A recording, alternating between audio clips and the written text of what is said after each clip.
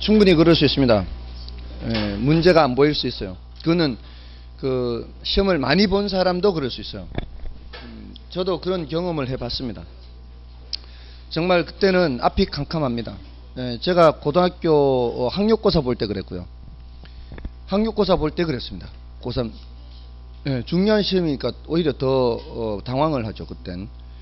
근데 그때는 학력고사 그랬어요. 수능이 아니고. 좀 세대 차이가 나는 말이에요.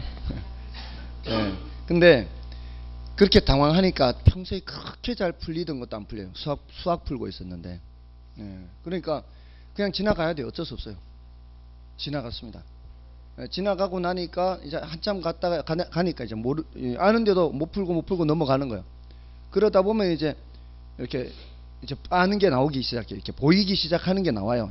그러다 보면은 이제 정상 컨디션으로 올라가요. 그러다 이제 못 풀었던 거를 풀면 풀려요. 근데 그럼에도 불구하고 결국은 하나를 평소에 그렇게 잘 푸는 미분 문제였는데 미분을 못 풀었어. 결국은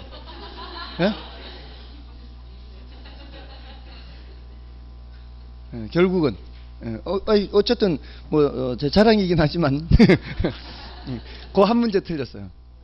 그 한 문제 그렇게 평소에 풀리던 거를 결국은 틀렸어요. 근데 경작을 하려면 그 미적분을 다 해야 돼요. 경작을 하려면. 자랑이에요, 자랑. 한 개밖에 안 되셨으니까. 그러니까 인문계 애들이 그 경작을 공부하잖아요. 근데 가서 고생 엄청 해요. 수학을 모르니까 미적분을 해야 되거든. 경작하려면. 경제수학이라는 게 있어요. 경제수학은 전부 다 미적분이에요. 특히 미분이에요, 미분. 그러니까 경제 경영 쪽으로는 수학을 좀 해야 돼요. 근데 요즘 너무 옛날보다 수학을 좀 덜 하기 때문에 조금 문제가 있어요. 자, 이제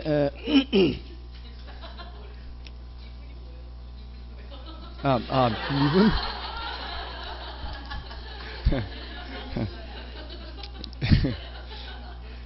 그 전혀 이쪽하고는 관계 없는가 봐요. 자, 이제 581쪽의 감정평가 3방식이죠. 이건 안 봐도 돼요.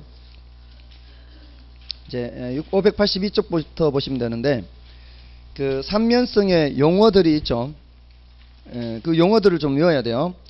582쪽에 3방식에서 원가방식, 비교방식, 수익방식 있죠. 표현. 그리고 같이 삼면성에서 비용성, 시장성, 수익성 이걸 매치를 시켜야 돼요. 근데 그 매치 시키는 건 어렵지 않습니다.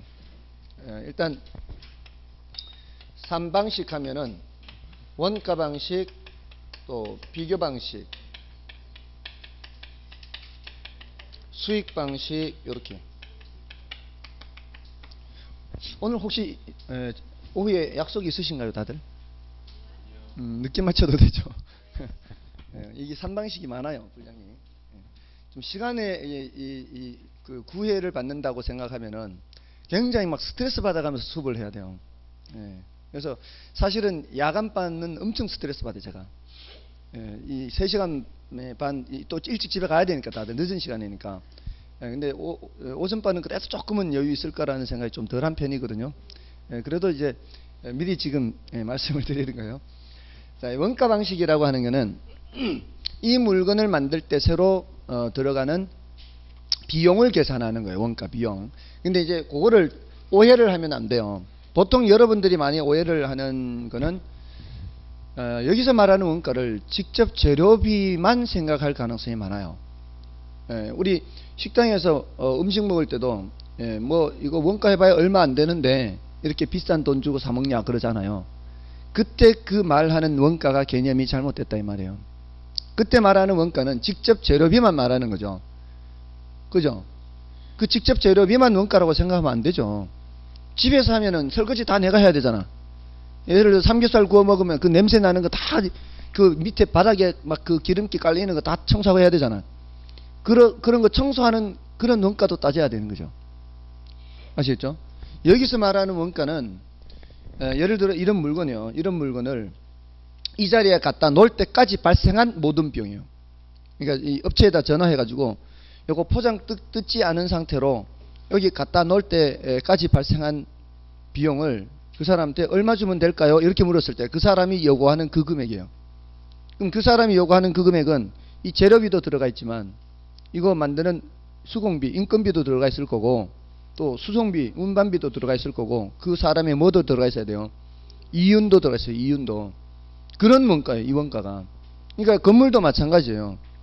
건물을 평가한다고 할 때 그 건물을 새로 짓는 거 이제 딱 이렇게 뭐죠? 이렇게 우리의 준공식 하면 이렇게 포장을 탁 펼치잖아요. 이렇게 탁 펼쳐가지고 이 열쇠 열고 들어가면은 쓸 수 있는 상태까지 될 때까지 발생한 모든 비용이에요. 그리고 그 업체의 이윤까지 포함시킨 그 원가예요. 그러니까 이 원가는 새 것의 가격이에요. 낡은 것의 가격이에요. 새 것의 가격이에요. 일단 먼저 새 것의 가격을 계산한 상태입니다. 거기에서 내가 갖고 있는 것은 새 것이 아닐 수 있잖아요. 내가 갖고 있는 게 새 것이라면 그냥 그 금액 그대로 평가하면 되는데 내가 갖고 있는 것이 새 것이 아니면은 낡은 만큼을 빼는 작업을 해야 되죠. 그런 식으로 해서 평가하겠다는 게 원가 방식이에요. 아시겠죠?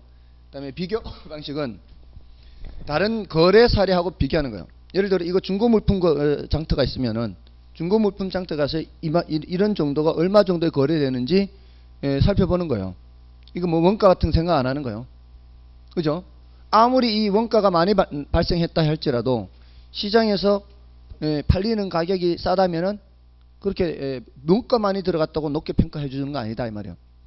그죠? 비교할 수 있죠. 이거는 비교 방식이에요. 시장에서 거래되는 거. 이게 가장 논리가 단순해요. 비교만 하면 돼요. 그 특별한 사정이 개입돼서 싸게 거래됐다. 그러면 그건 다시 정상적으로 돌리면 되고, 한 2달 전에 거래돼서 좀 싸다. 2달 동안 가격이 바뀌었다 그러면 조금 올려주면 되고, 이렇게 해서 수정 작업을 해서 하는 거예요. 그 다음에 수익 방식은 앞으로 발생할 수익을 보고 평가하는 거예요. 의외로 사람들이 이걸 잘 파악을 못해요. 이 어려워요. 근데 사실 개념상 어려운데, 예를 들어 이런 거예요. 어떤 점퍼가 있어요. 삼촌이 외국 가면서 점퍼를 선물로 주고 왔어요. 점퍼를. 좋겠죠. 점퍼를 선물로 주고 왔는데 이 점퍼를 얼마짜리 점퍼를 선물을 했는지 알아보는 방법이에요. 얼마짜리. 그때 시장에 갖다 파는 금액을 알아볼 수도 있잖아요. 거래되는 거. 근데 여기서 지금 말씀드리려고 하는 게 아니에요. 삼촌이 이거 절대로 팔지는 말아요. 팔지는 말아요. 철거할 때까지 절대로 팔면 안 된대. 그 조건으로 준 거예요. 그 조건으로. 대신 그 점포에서 얻는 임대료 수익은 네가 가져도 좋다. 철거할 때 철거비 발생하는 거는 폐쇄 가치로 퉁친다고 보고요. 아시겠어요? 다만 팔지는 마라. 그러면은 이 황금이 안 되죠. 이 현금으로 바꿀 수 없잖아요. 그러니까 그런 식으로 내가 선물 받은 가액의 크기를 알 수는 없어요.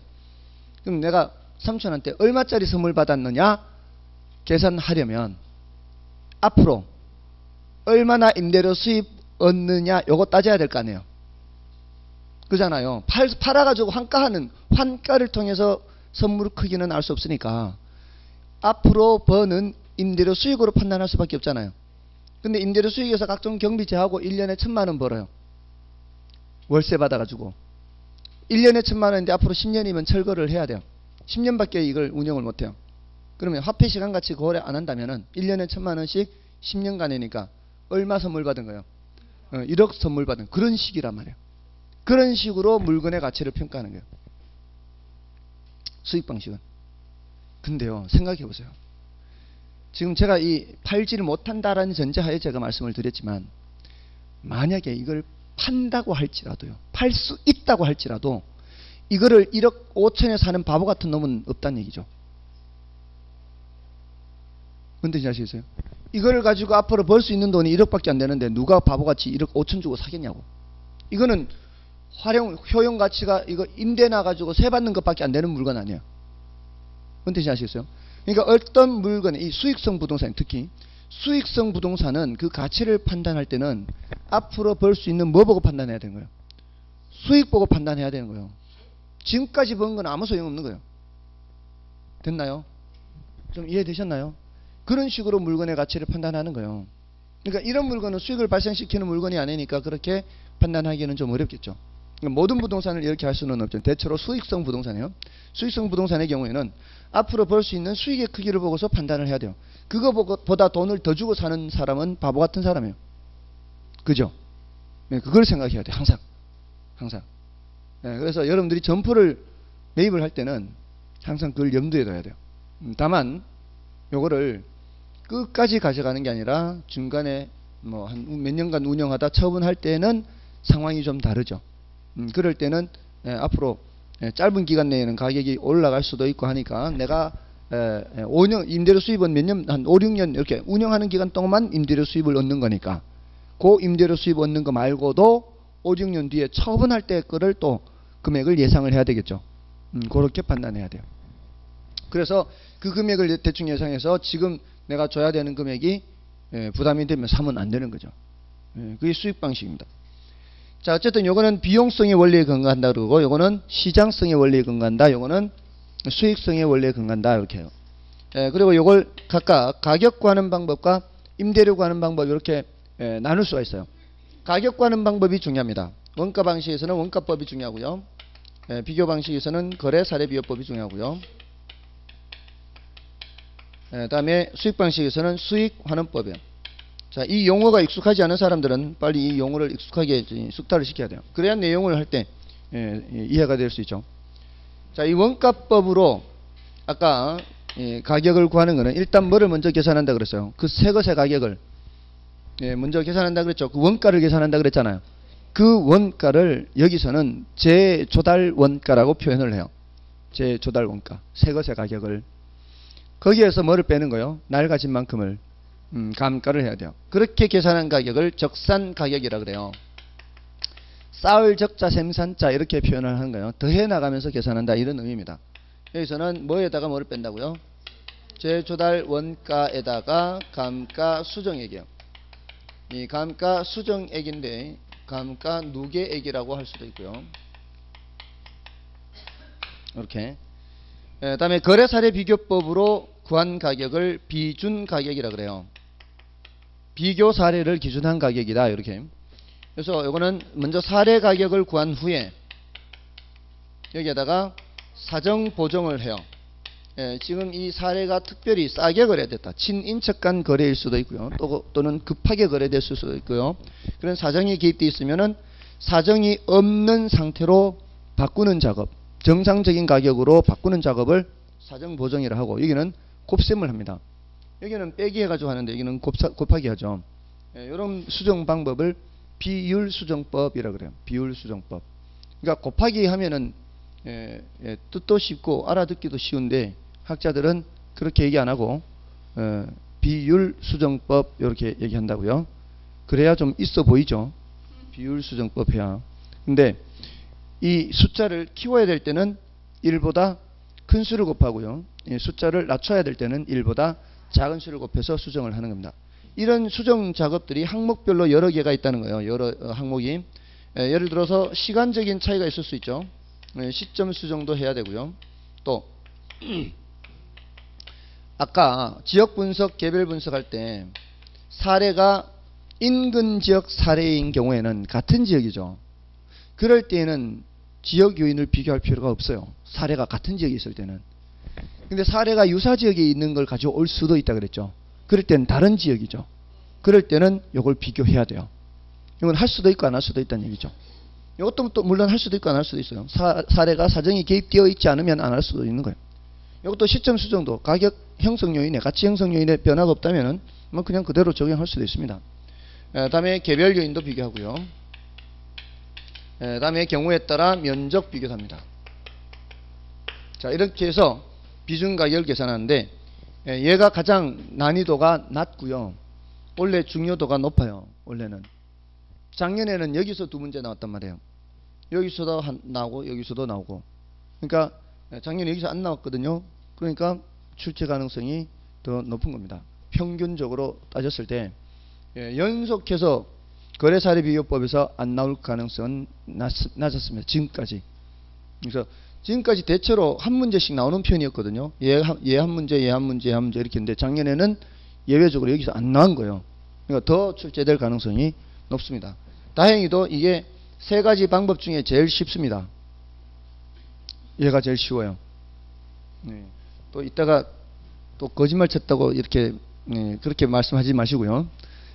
다 어렵긴 어려운데 상대적으로 얘가 쉽다 이런 뜻입니다. 특히 여기서는 여기 한 70% 정도 출제가 돼요. 여기서 20에서 30% 나오고요.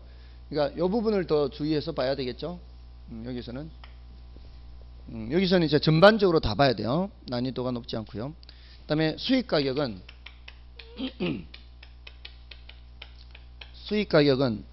순수익 또는 순영업소득이에요. 나누기 환원이율 합니다. 환원이율 또는 환원율 이렇게 해서 가격을 구합니다. 여기서는 얘가 한 8, 90% 출제됩니다. 거의 환원율에서 출제가 돼요. 근데 이제 이것도 난이도가 높아요. 그러니까 깊게 들어가는 것을 제외해야 돼요. 그러니까 환원율을 다 하면은 엄청 많이 해야 돼요. 근데 그거 다 할 수가 없다고. 출제는 이렇게 많이 돼도 깊이 들어가면 들어갈수록 이제 머리가 아픈 거죠. 그래서 그런 것들을 좀 제거하고 좀 얕은 데까지만 들어가도록 하는데, 그렇게 해도 다들 어렵다 그래요. 얕게 했는데도, 깊게 안 들어가는데도. 자, 어쨌든 제가 여러분을 무척이나 아끼기 때문에 여러분의 정신건강을 위해서 그렇게 깊게 안 들어갈 거예요. 그러니까 근데 그럼에도 불구하고 혹시라도 좀 어렵다 느낄 때에는 그 어렵다고 느끼는 그 앞 단계까지만 하고 더 이상 들어가지 않는 그런 방법으로 수업을 들으시면 돼요. 그리고 아까도 말씀드렸지만 모든 거를, 지난번에 말씀드렸지만 모든 거를 다 하려고 하면 안 돼요. 다 하려고 하지 마시고 걸러서 들으시면 돼요. 그리고 이 수업의 흐름을 따라오도록 하면은 그게 충분한 수업을 듣는 거, 충분히 수업을 잘 듣는 거예요. 모든 걸 다 알아들으려고 하다 보면은 오히려 놓쳐버릴 수 있어요. 그래서 누누이 그렇게 말씀을 드리잖아요. 제 경험에서 그렇게 한 거예요. 저도 예전에 도서관에서 책을 읽었는데 정말 그 복학을 할 때요. 복학할 때 이제 공부 열심히 하겠다고 도서관에 가서 이제 개학하기도 전에 하루 종일 막 책을 읽었습니다. 근데 100페이지도 못 읽었어요. 근데 집에 돌아갈 때는 읽은 게 하나도 생각이 안 나는 거예요. 정말 저도 그럴 때가 있었어요. 그럴 때는 정말 좌절했습니다. 좌절. 내가 이렇게 뭔가를 모르냐. 생각이 하나도 안 나니까 하루 종일 읽었는데 100페이지도 못 읽었는데, 그것도 막 어려우니까 막 엎드려 자기도 하고 막 이렇게.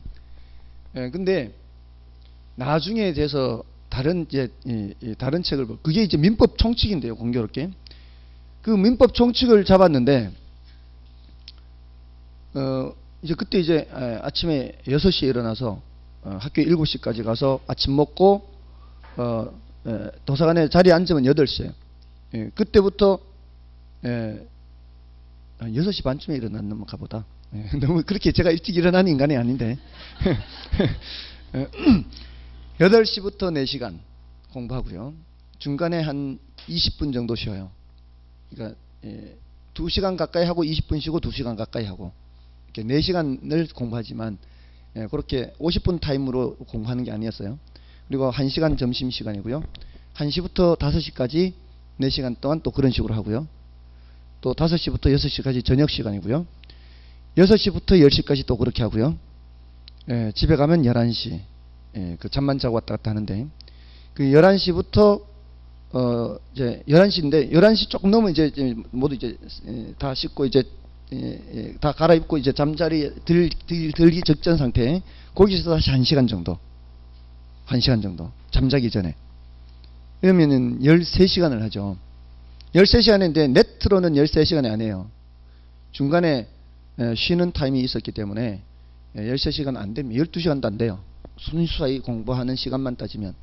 근데 어쨌든 이렇게 해서 곽윤직 민법 총칙이라는 책인데요. 그 곽윤직 민법 총칙 굉장히 유명한 책이에요. 근데 책을 잡았는데 1시간에 10페이지를 못 나가요. 1시간에 10페이지 자기 힘들잖아요. 이 법서니까. 그렇게 해서 겨우겨우 이제 하루에 120페이지씩 읽은 거죠. 그 책의 페이지 수가 586페이지예요. 그 페이지 수까지 기억하고 있어요. 왜냐하면은 그걸 이제 나눠야 되니까 그렇게 해서 5일을 읽었는데 이제 다 읽은 거죠. 600페이지니까 하루에 120페이지니까 600페이지 그러니까 5일 만에 다 읽었어요.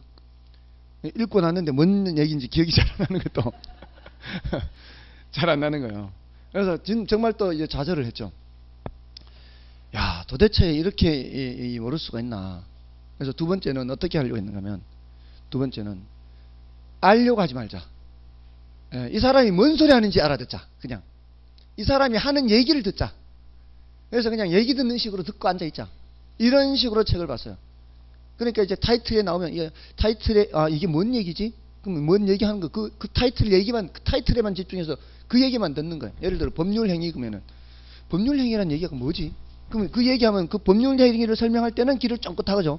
법률 행위가 뭔지를 얘기할 때는 그때는 들어야 될 거 아니에요. 쫑긋하게 들어요. 그리고 이제 그거 해서 좀 이렇게 세부적인 거로 들어가면은 이제 좀 주의를 늦췄다가 또 이렇게 어떤 중요 파트가 나오면 그거 뭐지? 이런 식으로 들었단 말이에요. 그랬더니 1시간에 15페이지를 넘게 읽어요. 1시간에 15페이지를 넘게. 그랬더니 하루에 3분의 1을 읽었어요. 3분의 1. 거의 200페이지를 읽게 되더라고요. 근데 집에 가서 누웠는데 그날 또 다른 날 같이 가서 누웠는데 그날 한 얘기가 생각이 나는 거예요. 저는 책을 읽었는데 얘기한 것처럼 들리는 거예요, 이게. 그러니까 오히려 그렇게 하니까 얘기가 들리는 거죠. 아까 그 뭐라고 했는데 이런 생각이 드는 거예요. 세부적인 내용이 당연히 생각이 안 날 거 아니에요. 그러면은 그 대목에서 뭐라고 얘기했지. 그 대목을 찾을 수 있잖아요. 페이지를 찾을 수가 있는 거예요. 어딘지를 아는 거, 어딘지를. 흐름을 쫓아가니까. 그렇게 하니까 3일을 읽었는데 다 읽어요. 3일 읽었는데 다 읽었는데 생각이 되잖아요. 그래서 지금도 125조, 126조, 129조가 생각나는 거예요. 그때 당시에 읽은 게. 125조 표현대리.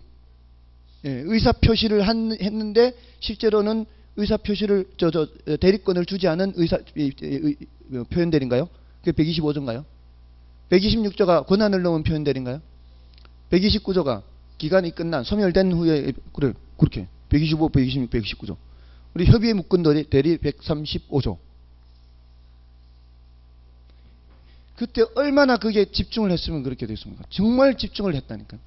완전히 거기 몰입돼서 책 속에 길이 있다는 걸 그때 알았어요. 이게 책을 통해서 많이 배울 수 있구나. 저는 그렇게 신기했던 게 계속 경제 관련 책만 봤잖아요. 경제 관련 책만 보다가 이걸 본 거거든요. 그러니까 새로운 세상이에요. 야, 세상을 이렇게도 보는구나. 경제적인 관점에서는 상품의 세청, 생산, 유통, 소비, 소비자의 효용이 어떻고 기업의 이윤이 어떻고 이런 얘기만 하다가 그런 법적인 얘기를 들으니까 막 세상이 달라 보이는 거예요. 그러니까 이제 다른 생각도 드는 거죠. 심리학과나 사회학과나 이런 데서는 세상을 또 다른 눈으로 보겠구나. 똑같은 세상이라 해도. 그러니까 책을 많이 읽으면은 이게 길이 보이겠구나. 이런 생각이 들더라고요. 그래서 저는 지금도 우리 애가 책을 많이 읽었으면 하는데 책하고는 거리가 먼 것 같아요. 그래서 이건 책과 관련된 걸 많이 했는데 근데 이제 문제는 그렇게 그 2달을 공부했거든요. 정말 많이 배웠어요. 2달을 했는데 그때 제가 위장이 조금 안 좋았는데 식당에 밥을 받으면은 반은 남겨놓고 반만 먹었어요. 속이 소화를 잘 못 시키니까. 그랬더니 2달을 공부하고 났는데 몸무게 59kg가 53kg로 줄어들어요. 2달 만에. 그러면서 하산을 했죠. 더 이상 공부를 할 수 없는 상태. 그래서 또 요양을 하러 내려갔는데 그로부터는 더 이상 그런 식으로 공부를 할 수가 없었어요. 그러니까 건강이 우선인 거예요. 건강이 안 되니까 그런 공부를 할 수가 없는 거예요. 어쨌든 위장병 걸려도 되니까 일단 그렇게 공부를 해보시라고요. 반씩 반만 먹고 살도 빼고 공부도 빼고 공부도 하고 합격도 하고 얼마나 좋습니까? 낫는 방법은 다시 알려드릴 테니까. 그러고 나서 다시 낫는 그 방법을 터득했어요, 제가. 그러니까 나중에 알려드릴 테니까 일단 위장병 걸려서 오십시오. 지금은 멀쩡해. 이제 그 이후로는 위장이 괜찮아요. 한 1년 2년 동안 고생했어요. 자, 어쨌든 자, 이 모든 걸 다 하려고 하지 마시고요. 이 중요한 파트 정했는 걸 위주로 하시고, 이 중에서도 어렵다 싶으면은 제껴버리고 하면 돼요. 자, 이렇게 이제 용어들을 좀 익히시고요. 자, 내용을 보시면 582쪽에 지금 가치 삼면성까지 말씀드렸잖아요. 그리고 공식하고 말씀드렸고요. 근데 그 가치나 임료의 원가 방식의 적산가액 이런 말 있죠. 그 적산가액, 그게 적산가격을 말하는 거고요. 적산임대료는 이제 임료를 말하는 거고요. 비준가격, 비준가액, 그 다음에 수익가액, 수익가격. 자, 요거 다 기억하고 있어야 되고요. 자, 요런 것들을 시산가액 또는 시산가격이라 그래요. 시산가액, 시산가격. 시산가액 또는 시산가격이라고 하고요. 자, 요런 것들이 금액이 다를 수가 있어요. 그래서 넘어가시면은 584쪽을 먼저 보십시오. 시산가액의 조정이라는 게 있죠. 시산가액의 조정이라고 하는 것은 그 밑에 괄호 2번에 그 뜻이 있어요. 감정평가 각 방식의 적용에 의해 도출된 시산가액을 상호 관련시켜 재검토함으로써 목적 부동산의 시장가치 등의 감정평가 결론을 도출하는 작업이요. 그러니까 이거는 지금 이 상태에서는 아직 감정평가액이라고 할 수가 없는 거죠. 이게 예를 들어서 8억이고 이게 10억이고 얘 12억이다. 이 금액이 다를 수 있죠. 다를 수 있으면 이거를 결론을 내려야 될 거 아니에요. 그렇게 하는 거를 시산가액 조정이라 그래요. 시산가액 조정. 시산가액 조정을 할 때는 산술평균해서 하는 것이 아니에요. 이렇게 하면 안 돼요. 3개 더해서 3으로 나누면 안 돼요. 이 중에서 더 주된 방식이 있고 부수된 방식이 있어요. 수익성 부동산은 여기에 주된 방식이고요. 아파트 같은 경우는 거래가 활발한 편이에요. 여기 비중 가격이 주된 방식의 가격이고요. 시청, 구청 같은 거는 거래도 별로 없고요. 수익도 발생시키지 않아요. 그런 것들은 적산가액이 주된 방식이 돼요. 그래서 주된 방식의 가격을 중심으로 해서 다른 방식의 가격으로 검토를 해서 평가를 합니다. 그래서 주방식 가격을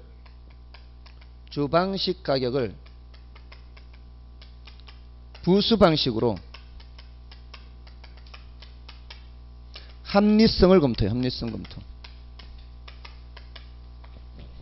주방식 가격을 부수 방식으로 합리성 검토해요. 그래서 일종의 가중치를 달리 하거든요. 일종의 가중평균이라고 할 수 있습니다.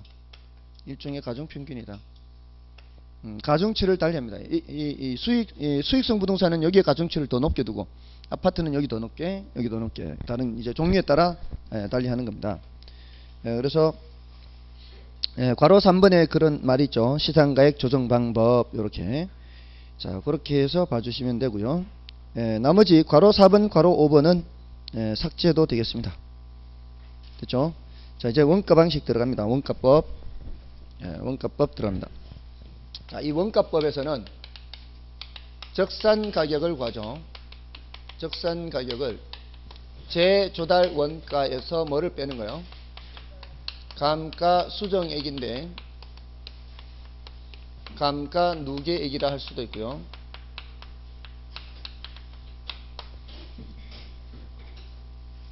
자, 이렇게 써도 되고 이렇게 써도 되는 거예요. 사실은 이 감가 수정액이 더 폭넓은 말이에요. 요거는 감가 수정 방법 중에서도 내용연수법에 주로 적용하는 표현입니다. 근데 이거는 내용연수법뿐만이 아니라 다른 방법에도 다 적용하는 표현이에요.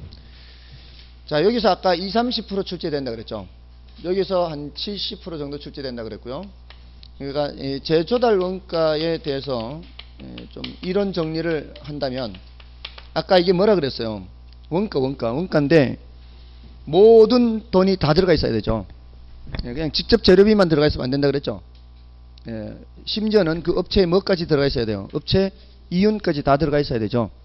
그 뜻을 알아야 되고요. 뜻은 아까 기준 시점이라는 말은 아까 쓰지 않았는데요. 기준 시점 현재라야 돼요. 감정평가의 기준이 되는 날짜죠. 기준 시점이라는 게 기준 시점 현재 대상 부동산을 재취득, 재생산하는 데 소요되는 적정 원가 총액입니다. 적정 원가 총액. 자, 이렇게 키워드 위주로 기억하시라고요. 이거는 조심해야 돼요. 현재 시점 이렇게 얘기하면 틀려요. 기준 시점 현재 해야 되는데 현재 시점 이런 말 쓰면 틀린다고요. 이러면 틀려요. 다음에 종류를 좀 알아두시는데, 종류는 복제 원가하고, 이거는 재생산 비용이라는 말을 쓸 수도 있어요. 이거는 뭐 복조라고 할 수도 있고 복제라 할 수도 있고요. 대체 원가, 이렇게 두 가지가 있어요. 이거는 대치 원가라고도 할 수 있어요. 대치한다 이런 의미예요. 이 복제 원가는 물리적인 쌍둥이를 만든 거예요. 물리적 동일성을 유지하는 거예요. 쌍둥이입니다. 쌍둥이. 얘는 효용 측면의 동일성이에요. 효용 또는 기능 측면의 동일성. 효용이라는 게 추상적인 개념이에요. 구체적 개념이에요. 효용. 추상적 개념이죠. 물리적으로는 좀 더, 물리적인 개념은 구체적 개념이죠. 똑같은 설계도면으로 똑같이 하면 되는 거예요. 자, 그러니까 이게 좀 어렵습니다. 어려운데도 불구하고 이런 얘기를 하는 이유는 얘가 좀 더 이론적으로는 더 적당할 수 있기 때문에요. 이 복제원가라는 거는 물리적으로 쌍둥이를 만드는 건데, 예를 들어 지금 이 건물도 적당하다고 볼 수 있는데, 이 위에 어느 정도 남나요? 천정까지 한 15, 20cm? 30cm 정도 남나요? 여기는 뭐 적당하다고 볼 수 있네요. 어제 갔는 데는 그전에 15cm 정도 남았어요. 한 뼘 정도. 조금만 이렇게 펄쩍 뛰면은 닿을 정도. 월요일날 수업했는 데는 여기가 1m가 넘어요. 1m가 넘어요. 나는 그 건물을 볼 때마다 난 신기해요. 왜 이렇게 이걸 층고를 높게 해놨을까? 그 이해가 안 돼요. 대부분의 건물이 이 정도거든요. 이게 적당하고 아주 가장 적당한 거고요. 내가 그제 했는 데는 조금 좀 낮다는 느낌이 들어요. 근데 그 1m가 넘으면 그 건물은 규모도 굉장히 커요. 이거보다 훨씬 커요. 규모가. 이 기역자로 끼어가지고. 거기도 엘리베이터가 6대예요. 근데 엘리베이터 6대인데 제가 엘리베이터를 기다려야 돼요. 6대인데 기다려야 돼요. 그러니까 굉장히 규모가 큰 거예요. 거기는. 근데 층마다 다 그래요. 보통은 1층만 그러거든요. 1층만 층고가 높고 다른 층은 층고가 높지 않거든요. 자, 그럼 생각해 보세요. 그를 복제 원가로 계산을 한다면, 똑같이 짓는다면 지금 그 상태 그대로 지어야 되잖아요. 근데 각 층마다 50cm를 낮춘다고 생각해 보세요. 각 층마다 50cm를 낮춘다고 했을 때 그 건물의 기능에 무슨 차이가 있을까요? 50cm 낮춰도 건물의 기능상은 차이가 없죠. 그럼 기능적으로는 똑같이 할 수 있죠. 그런 개념이에요, 이게. 기능적으로는 똑같이 짓는다는 얘기가 각 층별로 50cm를 낮춰서 짓는다는 얘기예요. 됐어요? 그러니까 쌍둥이는 아니죠. 쌍둥이는 아니에요. 이게 기능은 같아요. 됐나요? 그러면 얘는 그렇게 지으면은 100억이 들어요. 100억. 100억이 들어요. 얘는 그렇게 지으면 90억이 들어요. 예를 들어서. 이 소리는 얘는 쓸데없이 10억이 더 들어갔다는 얘기죠. 쓸데없는, 기능도 못하는데 10억이 더 추가로 들었어요. 자, 그렇다면 지금 이 재조달 원가 자리에 얘가 들어갈 수도 있고 얘가 들어갈 수도 있는 거잖아요. 얘가 들어가면 100억이 들어가는 거고 얘가 들어가면 90억이 들어가는 거죠. 맞나요? 그러면 이제 뒤에 수정 작업을 하잖아요. 수정 작업에 물리적 감가도 있고 기능적 감가도 있고 경제적 감가도 있을 거 아니에요. 맞습니까? 자, 그럴 때 제 기능을 다 못한 부분이 여기 지금 포함되어 있죠. 여기서 그거를 빼야 되겠죠. 여기서 기능적 감가를 빼야 되겠죠. 얘가 100억이 여기 들어갈 때는 뒤에서 빼기 작업할 때 여기 10억을 빼야 된다. 제 기능을 다 못하는 10억만큼을 빼야 된다고요. 근데 얘가 여기 들어갈 때는 이미 여기서 이게 제 기능을 다 못한 거 다 뺀 상태죠. 90억이 여기 들어갈 때는 뒤에서 이 작업을 하면 돼요, 안 돼요? 안 된다고요. 이게 가장 큰 이론의 이 차이예요. 가장 중요한 요 두 가지 차이가.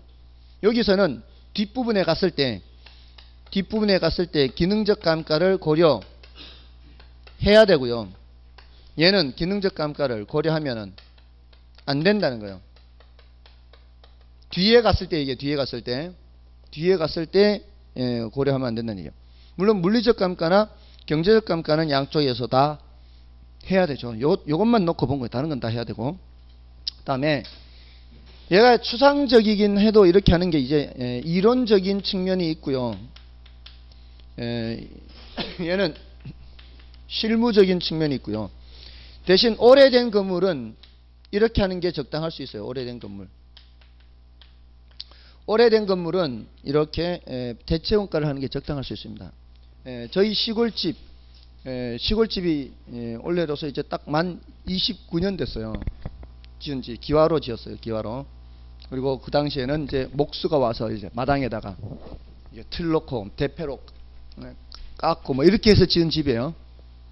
지금 30년 된 그 집이 경제적 가치가 얼마나 될까요? 1,000만 원도 될까나 말까나 할 거예요. 그죠? 자, 그런데 그거에 복제원가를 계산하면 얼마나 들까요? 복제원가. 그 목수 인건비에다가 기와에다가 막 나무에다가 엄청 발생하겠죠.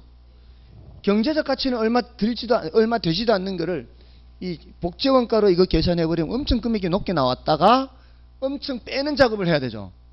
이거는 적당히 신뢰하기가 좀 어렵다는 거죠.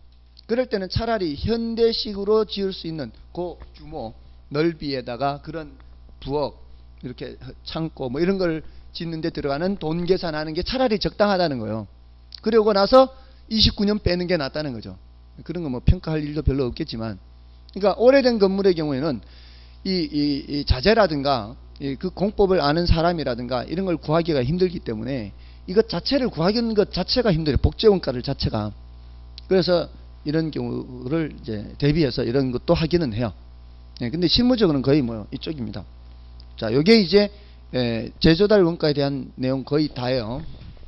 이건 거의 다예요. 이제 딱 하나만 더 하면은, 하나가 이제 산정 방법의 도급 방식 기준이에요. 도급 방식 기준. 요 도급 방식 기준의 의미는 이윤을 고려하라는 얘기예요. 이윤. 아까 이미 말씀을 드렸어. 이 물건 만들 때 원가 계산할 때 업체에 뭐도 포함돼야 된다고요. 이윤을 포함시켜야 돼요. 근데 만약에 그 업체 사장이 자기 집에 이제 쓰려고 이런 걸 만든다면은, 그럴 때는 이거 이윤 포함시켜 놓지 않겠죠. 그러니까 건축업자가 자기가 쓰기 위해 지은 건물의 건축 공사비 내역을 보면은 거기에는 이윤이 포함되어 있지 않을 거란 말이에요. 근데 그 자료를 가지고서 평가를 할 때도 뭐는 추가해서 평가를 해야 된다고요. 이윤을 추가해서 평가를 해야 된단 말이에요. 아시겠죠? 반드시 그렇게 해야 된다는 거죠. 자, 그래서 585쪽에 그 개념 정도는 보시되 성립 근거는 보지 마세요. 가로 2번 성립 근거 보는 거는 이거는 머리 아픈 거예요. 그리고 이제 제조달 원가로 가시고요. 제조달 원가에서 이제 의의 기준 시점 있죠. 의의 첫 번째 줄에 기준 시점이 있어서 적정 원가 총액 됐죠. 그렇게 체크하시고요. 다음에 그 성격은 이건 뭐 그 참고로 보시면 되는 정도고요. 바로 종류로 넘어가면 돼요. 종류에서는 재생산 비용 또는 복제원가죠. 대체 비용 또는 대치원가 두 종류가 있고요. 다음에 오른쪽 가면 재생산 비용 복제원가에서는 의에서 물리적 측면, 요거 키워드고요. 물리적 측면. 다음에 그 대체 비용에서는 그 밑에 의에서 동일한 효용 이렇게 있죠. 하나는 물리적인 측면, 하나는 효용 측면이고요. 지금 제가 이렇게 말씀드린 것들 위주로 하면 돼요. 그 장단점에 내려가셔 보시면 돼요. 밑에 C의 장단점. 그 네 번째 줄에 있죠. 하늘색으로 기능적 감가상각을 별도로 할 필요성이 거의 없다. 이렇게 돼 있죠. 누가요? 누가 기능적 감가를 별도로 할 필요 없다? 대체원가가 기능적 감가를 별도로 할 필요 없다. 이런 뜻입니다. 그러니까 재생산 비용은 기능적 감가를 고려해야 되는 거죠.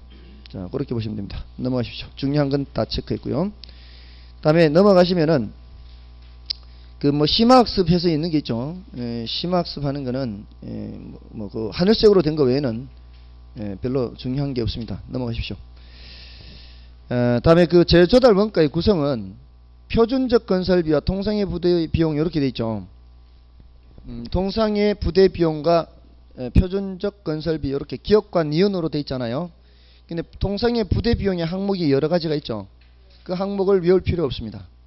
외울 필요 없고요. 이렇게만 기억하시면 돼요. 그 제 조달 원가는 표준적 건설비에다가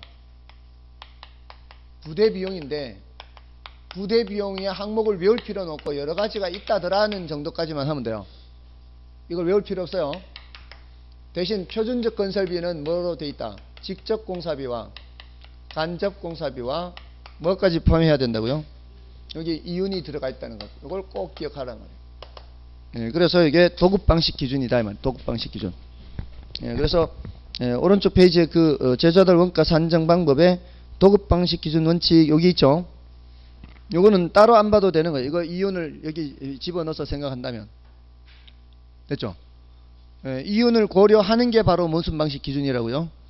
도급 방식 기준이라고요. 이윤을 고려 반드시 한다는 게. 그러면은 나머지는 589쪽은 모두 다 안 봐도 돼요. 590쪽도 안 봐도 돼요. 이렇게 과감하게 버리는 거예요, 이제. 됐죠? 자, 다음에 이제 감가 수정입니다. 감가 수정부터는 좀 쉬겠습니다.